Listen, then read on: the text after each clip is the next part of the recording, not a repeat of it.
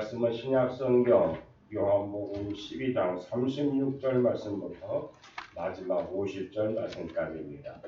제가 가지고 있는 성경책은 169쪽에 있는 요한복음 12장 36절 말씀부터 우리 함께 읽겠습니다. 너희에게 아직 빛이 있을 동안에 빛을 믿으라. 그래하면 빛의 아들이 되리라. 예수께서 이 말씀을 하시고 그들을 떠나가서 숨으시니라. 이렇게 많은 표적을 그들 앞에서 행하셨으나 그를 믿지 아니하니 이는 선지자 이사야의 말씀을 이루려 하심이라. 이르되 주여 우리에게서 들은 바를 누가 믿었으며 주의 팔이 누구에게 나타났나이까 하였더라. 그들이 능히 믿지 못한 것은 이 때문이니 곧 이사야가 다시 일렀으되 그들의 눈을 멀게 하시고 그들의 마음을 완고하게 하셨으니 이는 그들로 하여금 눈으로 보고 마음으로 깨닫고 돌이켜 내게 고침을 받지 못하게 하려 함이라 하였음이니라.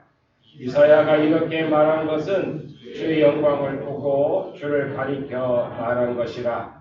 그러나 관리 중에도 그를 믿는 자가 많되 바리새들 때문에 드러나게 말하지 못하니 이는 출교를 당할까 두려워함이라. 그들은 사람의 영광을 하나님의 영광보다 더 사랑하였더라. 예수께서 외쳐 이르시되 나를 믿는 자는 나를 믿는 것이 아니요 나를 보내신 이를 믿는 것이며 나를 보는 자는 나를 보내신 이를 보는 것이니라. 나는 빛으로 세상에 왔나니 무릇 나를 믿는 자로 어둠에 거하지 않게 하려 함이로라. 사람이 내 말을 듣고 지키지 아니할지라도 내가 그를 심판하지 아니하노라. 내가 온 것은 세상을 심판하려 함이 아니요 세상을 구원하려 함이로라. 나를 저버리고 내 말을 받지 아니하는 자를 심판할 이가 있으니 곧 내가 한 그 말이 마지막 날에 그를 심판하리라. 내가 내 자의로 말한 것이 아니요 나를 보내신 아버지께서 내가 말한 것과 이런 것을 친히 명령하여 주셨으니 나는 그의 명령이 영생인 줄 아노라. 그러므로 내가 이르는 것은 내 아버지께서 내게 말씀하신 그대로니라 하시니라. 아멘. 할렐루야. 여러분들의 올 주 안에서 기뻐하고 주 여호와를 찬양함이 여러분한테 참된 평안이 충만하게 되길 주로 축원합니다. 내일이 광복절인데 일본에게 우리 주권을 빼앗겼을 때 얼마나 어려웠습니까? 내 이름까지 성씨까지 다 빼앗겼을 때에 많은 어려움이 있었던 것이죠. 그런데 오늘 우리의 주권이 이 믿는 사람들에게는 어린아이였을 때는 부모에게 모든 주권이 있죠. 아주 어렸을 때 보면 다르죠. 점점점 커지면서 그 본인에게 돌아가는 것을 보게 됩니다. 오늘 우리 신앙도 마찬가지라고 봅니다. 우리 신앙은 처음에는 이제 거꾸로 되는 거예요. 내 마음대로 하다가 점점점 신앙이 깊어지면 어떻게 돼요? 내 뜻대로 하죠. 주님 뜻대로 하옵소서. 할렐루야. 주님도 마지막에 기도가 그랬잖아요. 주님 뜻대로 하옵소서. 내 뜻이 아니야. 그런데 아직도 아니요. 주님 나의 생각. 내 뜻대로. 내 뜻만 구하고 내가 원하는 것만 구하는 그러한 신앙인들은 아직도 어떻게 해요? 아직도 어린아이와 같은 믿음이라고 하는 것입니다. 여러분 우리 좀 더 성숙하여서 주님께 나의 모든 주권을 맡기고 주님이 사용하시는데 나는 순종하는 복이 있는 자의 삶이 되시길 주님의 이름으로 축원합니다. 예수님은 하나님의 계시자로 이 세상에 오셨죠. 다시 말하면 하나님의 뜻을 전하고 모든 사람들이 하나님의 뜻대로 살기를 인도하기 위해서 이 세상에 오셨어요. 그런데 예수님은 사람들을 피하셨다라고 하는 걸 볼 수 있어요. 피했다. 오늘 36절에도 예수께서 이 말씀을 하시고 저희를 떠나가서 숨으시니라라고 했어요. 왜 숨으셨을까? 선뜻 쉽게 이해를 할 수 없는데, 그것을 예수님이 계시자로 오셔서 그 모든 것들을 행하셨고, 정말 놀라운 기적들을 행하셨는데, 왜 숨으셨을까라고 합니다. 우리는 조금만한 그런 은사만 있어도 내가 했다라고 하기 위해서 그렇게 말을 자랑하고 하는데, 예수님은 거꾸로 하신 것 같아요. 특히 마가복음에서는 예수님이 기적을 행하실 때마다 그것을 알리지 말라고 비밀에 붙이라고 하셨던 걸 보게 됩니다. 요한복음 6장에 보면 오병이어의 기적이 이것도 참 대단한 거예요. 오병이어. 우리가 말 그대로 떡 5개와 물고기 2마리로 장정만 5,000명이 먹는 그런 일이 있어서 이거 엄청난 기적이죠. 그런데 그 기적을 보고 유대인들이 어떤 생각을 했느냐면은 저분을 우리의 왕으로 세우자라고 했어요. 유대인들이 예수님을 왕으로 모시려고 했는데 그때 예수님은 혼자 산으로 피하셨던 것을 보게 됩니다. 요한복음 11장 54절에도 보면은 이 유대인들 가운데 보면은 예수님께서 그들 가운데 다니지 아니하시고 떠나서 빈들로 가셨다라고 했습니다. 이렇게 예수님은 사람들을 피하여 숨으셨을 때가 많이 있었다라고 하는 것이죠. 그 이유는 왜 그럴까라고 합니다. 왜 예수님께서 자꾸만 사람들을 피했을까? 아마 그것은 오해 때문이라고 합니다. 오해. 우리도 보면 세상에 살다가 내 생각과 뜻과는 상관없이 오해받는 경우가 굉장히 많습니다. 무엇이든지 내 생각이 그대로 상대방에게 전달되지 않습니다. 그래서 우리는 이런 말을 하죠. 세게 보면 부부간에도 부부싸움할 때 왜 내 말 못 들었느냐고 싸우죠. 부모와 자식 간에 싸울 때도 왜 내 말 못 알아들어라고 그렇게 하죠. 그런 경우 많이 있죠. 나만 그런가? 여러분 그런 싸움 하나도 안 하셨죠? 그렇게 얌전히 있는 거죠. 그런 말 한 번도 안 하셨어요? 왜 당신은 내 말 못 알아듣느냐고 하잖아요. 그래서 싸울 때 보면 다 그래요. 그런데 그것은 어떤 교육학자가 이런 얘기를 했어요. 교육을 하는 사람이 자기 생각을 17%만 전달할 수 있다고 하면은 성공적인 교육이라고 말을 했습니다. 우리가 신학교에서 설교학도 배우니까 설교학에서 그래요. 설교를 해가지고 15%만 전달되면은 그건 성공했다라고 얘기해요. 다시 말하면 그만큼 내 뜻을 사람들에게 전달하기가 어렵다라고 하는 것입니다. 예수님도 마찬가지셨을 거예요. 아마 그것은 사람마다 가지고 있는 자기 선입관, 편견 때문에 누구의 말을 들으려고 하지 않는다라고 하는 거예요. 그래서 상담학에서는 무한정 상담을 하라고 하지 않아요. 여러분 누군가의 말을 들어주는 것이 별거 아닌 것처럼 보이지만 엄청난 에너지를 쏟아부어요. 왜? 그 사람이 무슨 말을 하는지 그 얘기를 듣지 않고 내 얘기만 하면 어떻게 돼요? 상담이 이루어지지 않는 거예요. 그 사람이 무슨 말을 하는지 어떤 의도로 하고 있는지 계속 머리에서는 그 생각을 하는 거예요. 그게 집중하는 것이죠. 그래서 집중하다 보니까 굉장히 힘들어요. 그래서 상담은 최대 1시간까지만 하라고. 그 이상 하지 마요. 자기의 선입관, 편견 이걸 가지고 그 사람의 이야기를 들어서 자꾸 우리는 어떻게 합니까? 그 얘기 듣다가 그건 이렇게 해. 우리가 다 처방을 해요. 다 그 사람 마음을 읽어주지도 못하는 거예요. 최고의 상담자는 뭐라고 그래요? 상담 자기가 와서 이야기할 때에 계속 얘기하면서 자기가 해답을 찾는 거예요. 그냥 진실되게 그 사람의 이야기를 들어주면 되는 거예요. 그게 최고의 상담이라고 하죠. 예수님도 하나님의 뜻을 전하려고 애쓰셨지만은 그게 잘 되지 않았어요. 아니 예수님뿐만 아니에요. 오죽했으면 하나님께서 그의 아들 예수를 세상에 보내셨을까? 구약 성경에 보면 수없이 많은 사람들을 세상에 보내셔서 하나님의 말씀을 전달하게 하셨는데 안 믿어요. 그리고 나서 어떻게 얘기합니까? 어렵고 힘든 일을 겪고 난 다음이야. 그때야 너희들이 내가 여호와인 줄 알리라고 했습니다. 얼마나 답답하셨으면 하나님께서 당신의 아들 세상에 보내셨을까라고 하는 거예요.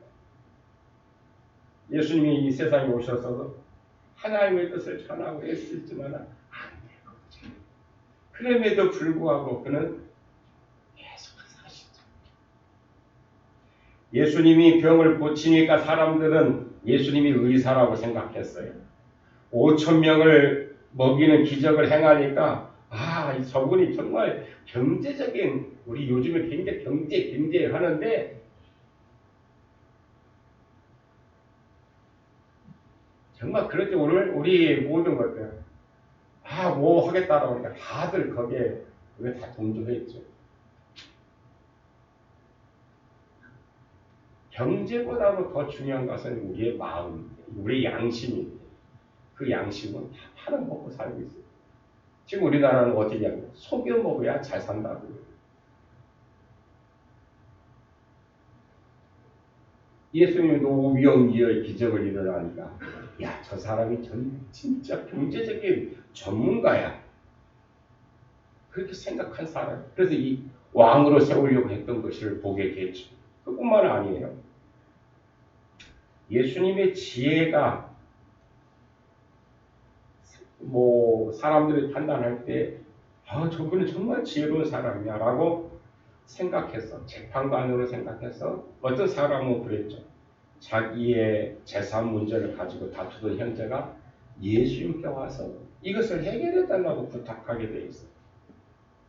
또 어떤 사람은 예수님 마술사로 때로는 정신병자로 오해받기도 했습니다.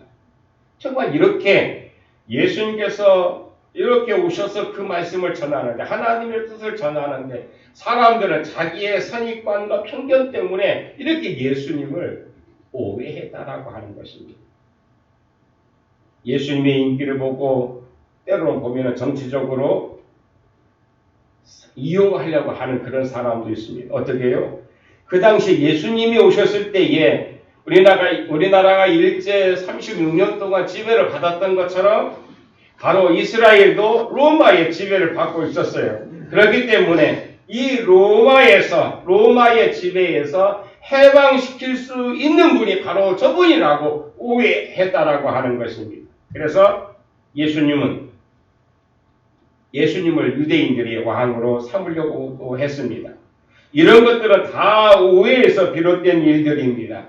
그래서 예수님은 하나님의 계시자로 오셨지만 사람들을 피하시고 숨으셨다라고 하는 것입니다. 예수님은 당신의 뜻을 이루시려고 하는데 때가 있어서 그 때가 있죠. 지혜자가 말했던 것처럼 그 때가 있는데 당신의 뜻을 이루시려고 하는 때가 있어서 그 때를 맞춰야 하셨기에 이를 그르칠 것을 염려하셨기에 사람들을 만나는 것 피하시고 숨으셨다라고 하는 것입니다. 여기 숨으셨다라고 하는 것은 중요한 의미가 있습니다. 이것을 신학적으로 제한 이해라고 말합니다. 똑같이 이야기하는데 누군가는 이렇게 제한을 두어서 그 사람 믿지 못하게 했다라고 알아듣지 못하겠다고 하는 것인데 이런 거예요. 믿으려고 하는 자에게는 언제나 공개되어 있죠. 복음이라고 하는 것은. 그런데 불신자에게는 믿지 않는 자에게는 숨겨졌다라고 하는 것입니다. 이 복음은 누구에게나 알게 되어 있는 것이 아니라 선택된 사람만 알게 되어 있다라고 하는 것입니다. 버려진 사람에게는 비밀이 붙여져 있다라고 하는 것입니다. 그래서 누구나 복음을 들을 수는 있지만은 그러나 모두가 다 깨닫는 것이 아니라고 하는 것입니다. 구원받기로 예정된 사람만 받아들일 수 있다. 그 음성에 들을 수 있다라고 하는 것이죠. 아무나 듣는 게 아니에요. 여러분 선택된 사람들인 줄로 있습니다. 그 복음을 들을 수 있는 사람이 이게 이곳에 와서 앉아 계신 줄로 믿습니다.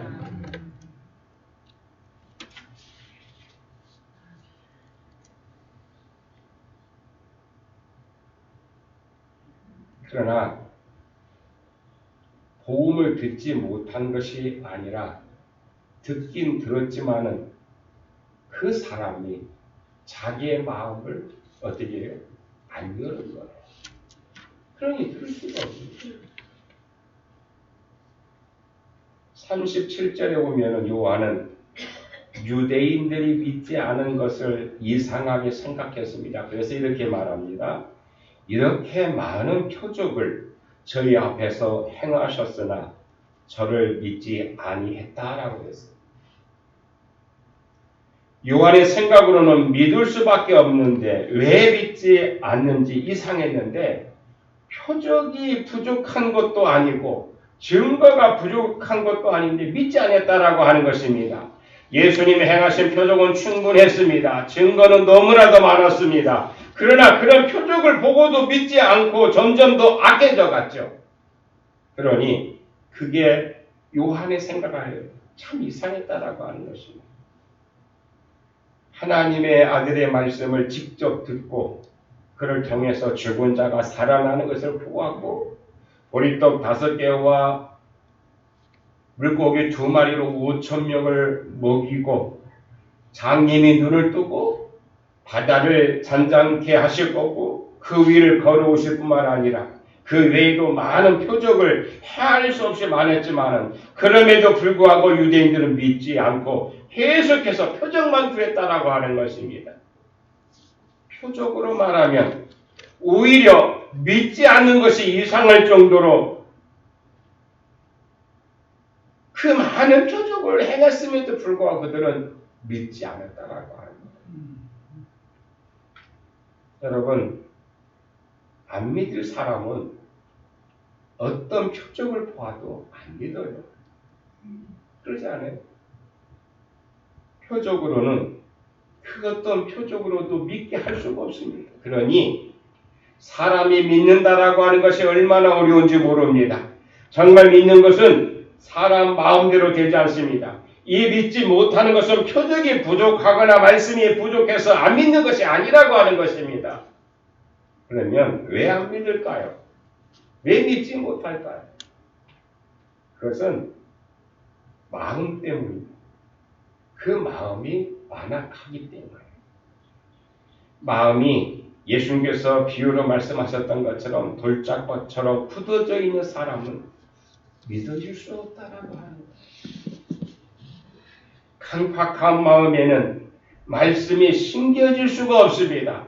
그래서 사도 바울은 이 믿음이라고 하는 것은 모든 사람의 것이 아니라 하나님의 주시는 선물이라고 했습니다. 여러분들 모두 다 하나님의 선물을 받으신 줄로 믿습니다. 아멘. 할렐루야. 아멘. 모든 사람이 아니에요. 하나님이 믿게 하셔야만 믿는다라고 하는 거예요.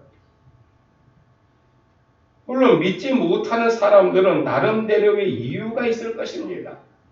분명히 있죠. 그러나 하나님 앞에서는 그런 핑계가 통하지 않습니다. 다 자기 마음의 문제예요. 요한은 이 문제를 주여 우리에게 들은 바를 누가 믿었으며 주의 팔이 누구에게 나타났나이까라고 38절에서 한 이 말씀은 이사야서 53장 1절의 말씀이고 그리고 그들의 눈을 멀게 하시고 그들의 마음을 완악하게 하셨으니 이는 그들로 하여금 눈으로 보고 마음으로 깨닫고 돌이켜 내게 고침을 받지 못하게 하려 함이니라고 하는 이 말씀은 이사야서 6장 10절의 말씀입니다. 다시 말해서 요한은 이런 거예요. 이 구약 성경의 두 구절을 인용해서 성경에 이미 그렇게 기록되어 있다라고 하는, 다시 말하면 성경에도 믿지 않는 이유를 마음이 완악하기 때문이라고 이미 기록되어 있다라고 하는 것입니다. 여러분, 우리도 전도하다가 우리가 전도한다고 해서 다 믿는 거 아니잖아요. 말씀을 듣는다고 다 받아들이는 것이 아니잖아요. 아무리 노력해도 안 믿는 사람은 믿지가 않아요. 안 믿을 사람은 믿지 않는다라고 하는 것입니다. 그러나 오늘 우리는 그래도 내가 해야 할 일을 해야 되잖아요. 그렇잖아요.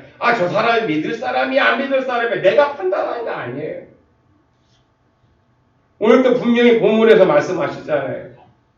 나는 이 세상을 심판하러 오지 않았다라고 그랬어요. 구원하기 위해서 오셨다고 그랬어요. 근데 우리는 거꾸로 하고 있는 경우가 많아요. 내가 심판주로 거기 서려고 그래. 누구 잘못한 걸 왜 자꾸 심판을 하려고 합니까? 그 주님이 하시겠다라고 그랬어요. 마지막 때에. 근데 오늘 우리는 그거 하려고 그래.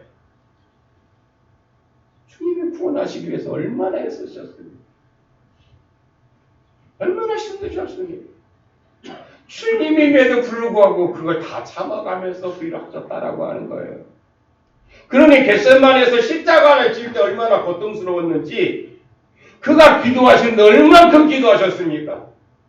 땀방울이 핏방울이 되도록 기도하셨다.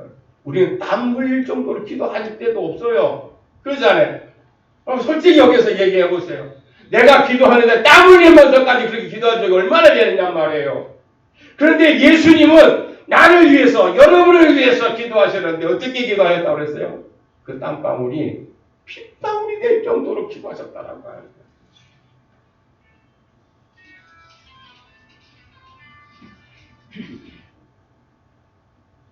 마가복음 13장 14절이나 마가복음 4장 10절에서 예수님이 이렇게 말씀하셨죠. 너희가 듣긴 들어도 깨닫지 못할 것이요 보기는 보아도 알지 못하리라고 이미 말씀하셨어요. 우리가 들었을 때에 깨달을 수 있는 것은 하나님이 주신 선물이 우리에게 임할 때야 깨닫게 될 줄로 믿습니다. 들어도 깨닫지 못할 것이라고 하면서 예수님은 그럼에도 불구하고 열심히 전하셨죠. 믿지 못하는 것은 하나님께서 이미 마음문을 닫으셨기 때문에 그는 그 마음문을 닫은 사람은 결코 믿지 못하는 겁니다.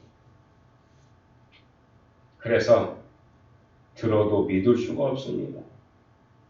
믿어야 할 때 믿지 않아서 심령이 이미 굳어진 것입니다. 그러므로 어떤 말씀도 귀에 들어오지 않습니다.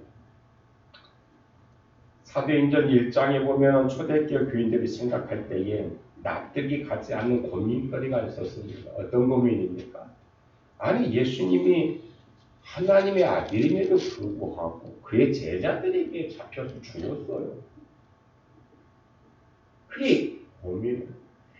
모든 것을 아시는 그 예수님께서 전능하신 하나님의 아들이라고 하면 미리 아셔서 그 모든 것을 다 미리 예방해야 되는데 그러지 아니하고 전능하신 하나님의 아들이라고 하는 분이 말이야.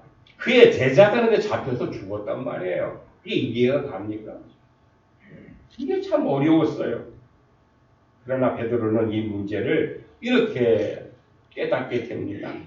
형제들아, 성령이 다윗의 입을 통하여 예수 잡는 자들의 길잡이가 된 유다를 가리켜 미리 말씀하신 성경이 응하였으니 마땅하도다라고 이 말씀에서 바로 베드로는 회장을 찾았다고 합니다. 다시 말하면 이미 이 말씀은 구약 성경에서 예언되어졌는데 그 말씀이 그대로 이루어져야 돼. 그대로 응해야 되기 때문에 하나님의 아들 예수님께서 그걸 모르라서 잡히기 위해서 아니라 그 말씀이 그대로 이루어지기를 바라고 하기 위해서 그렇게 하셨다라고 합니다. 할렐루야. 오늘도 마찬가지라고 봅니다. 우리도 궁금한 문제가 있으면은 누구에게 물어보는 것이 아니라 먼저 성경에서 해답을 얻어야 돼요. 그게 믿는 사람이 아니에요. 우리가 의문점이 있다라고 하면은 먼저 성경에서 그 해답을 얻으려고 해야 돼요. 성경을 찾지 못하면 우리가 또 기도해야 되죠. 시편에 보면은 악인이 왜 잘 사는지 고민한 내용이 있죠. 시편 73편에 있는 말씀인데 악인이 저 사람은 하는 짓거리가 다 모든 사람이 저 사람한테 괴로운데 잘 돼. 그게 이해할 수 없는 거야. 시편 73편에 있는 내용이 그거예요. 그런데 시인은 이렇게 고백합니다. 하나님의 성소에 들어갈 때에 저희가 결국 깨달았다라고 했습니다. 다시 말하면 하나님의 성전에 들어가서 하나님을 만나고서야 그 궁금한 문제가 풀렸다라고 하는 것입니다. 우리는 모든 궁금한 문제를 하나님 앞에서 해결해야 또 성경에서 해답을 얻어야 될 줄로 믿습니다. 어쨌든 사람이 믿는 것은 사람의 마음대로 되지 않습니다. 여기서 우리는 하나님의 주도권을 생각하게 됩니다. 사람이 믿고 안 믿는 것, 그 믿는 주도권은 하나님께 있다라고 하는 것입니다. 그래서 누가 전도해서 믿는다고 하면은 그것은 하나님의 축복이지, 하나님의 인도하심이지, 그 사람이 능력이 있어서 전도에 많은 은혜가 있어서 그런 게 아니라는 것이죠. 물론 그 사람이 속한 것도 있죠.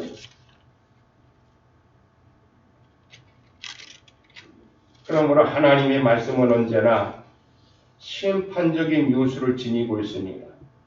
하나님의 심판은 세상 끝날에만 있는 것이 아니라 오늘 말씀을 받는 심판도 있다라고 하는 것입니다. 말씀을 듣고 믿어지지 않으면 그것이 바로 하나님의 심판이라고 하는 것입니다. 처음에는 내가 믿지 않지만은 그 다음에는 말씀 때문에 믿지 못하게 됩니다. 회개해야 할 때 회개하지 않으면은 마음이 완악해져서 회개하기가 어려워지는 것이죠.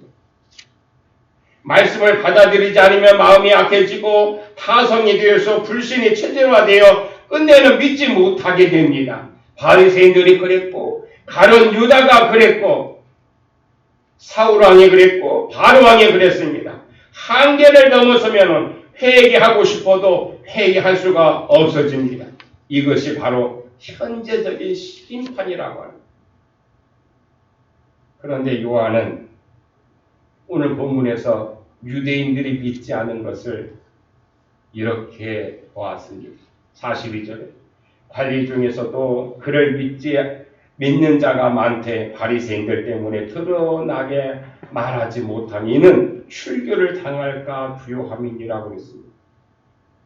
다 믿지 않는 것이 아니라 그 중에 숨어서 믿는 사람도 있다라고 하는 것입니다.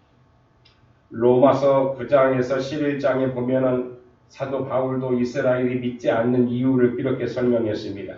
이스라엘이 믿지 않으므로 이방 사람들이 믿게 되지만은 결국은 이스라엘도 믿게 될 것이다라고 말씀하시죠. 사람은 약간의 어려움이 있어야 잘 믿습니다.